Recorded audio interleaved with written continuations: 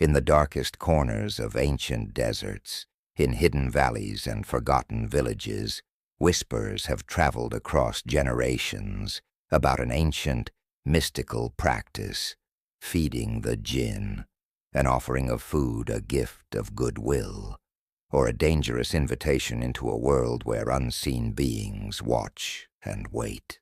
Today, we unravel the chilling and fascinating story of the mysterious feast, a tale rooted deep in Middle Eastern and North African folklore, where humans and Djinn lived closer than you might dare to imagine.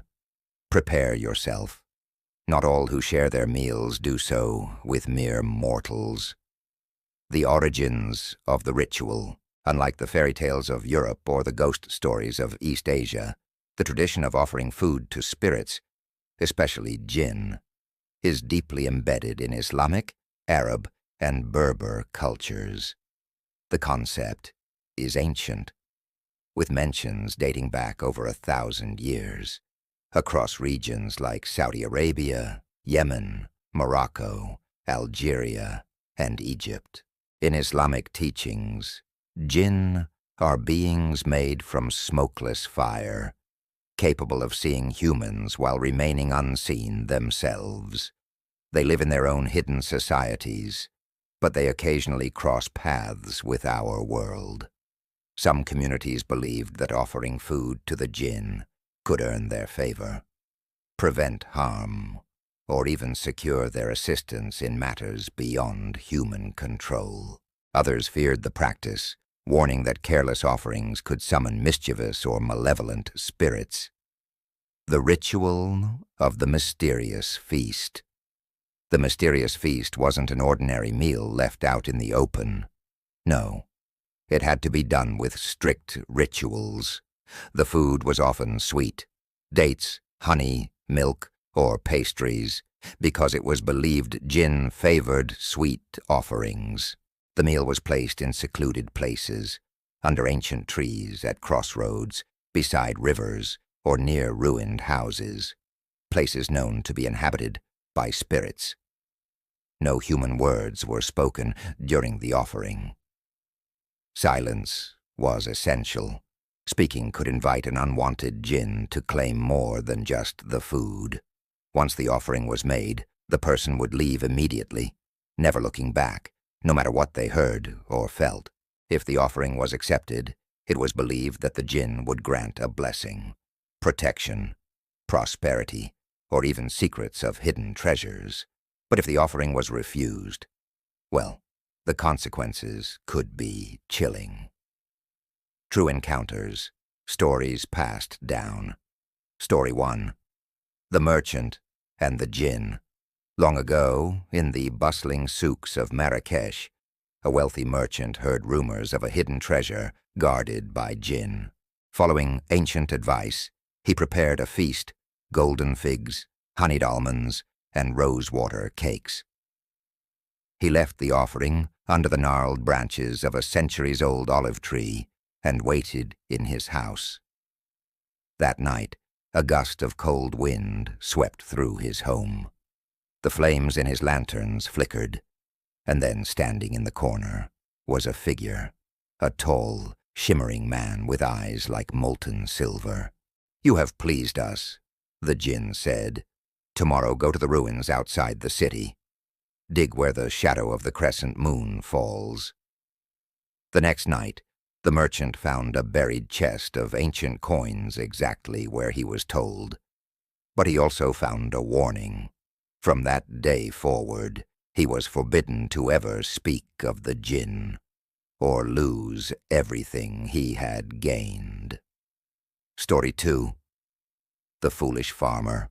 In a small village near the Sahara, a poor farmer tried to feed the Djinn to ask for rain during a devastating drought.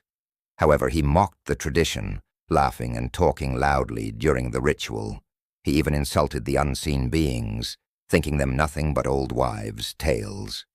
That night, his crops withered faster.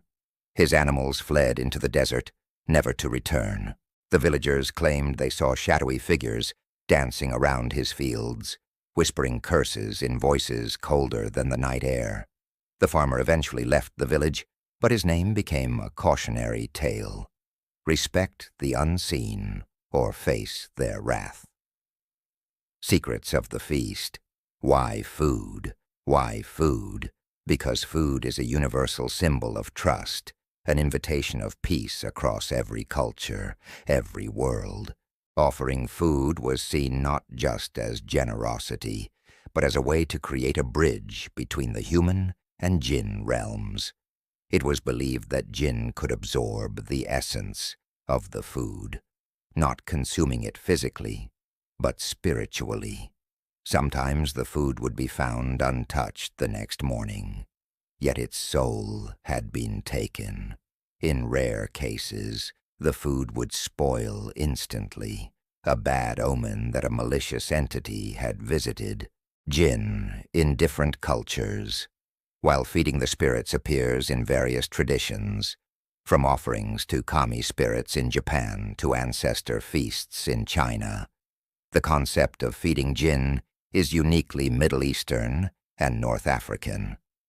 In Morocco, legends say that Djinn live near springs and caves, and that certain Friday nights are particularly open to communication.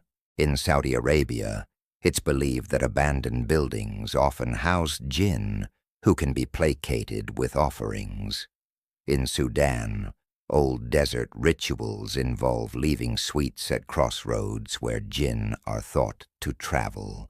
Each culture shaped its own version of the feast, but the message remained the same.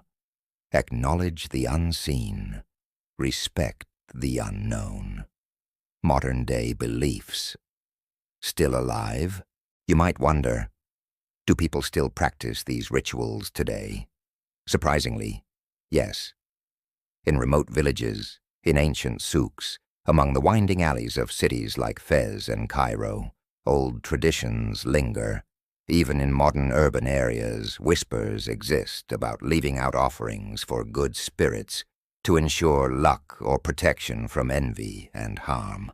Of course, most people today view these practices as symbolic, part of cultural identity rather than literal belief. But in the hearts of those who still fear the desert's endless night, Shamharush's winds, and the mysteries of the old ruins, the ancient respect for Djinn remains alive. Conclusion. The story of the mysterious feast reminds us that not all worlds are visible to our eyes, that sometimes offering kindness and respect, even to the unseen, is wiser than arrogance. So next time you hear a whisper in the wind, or pass an ancient tree standing alone in a forgotten field, remember, you are never truly alone. If you enjoyed stepping into the world of ancient legends and mystical secrets, make sure to like, subscribe, and share this journey with your friends. There's so much more magic and mystery waiting for you. Stay tuned.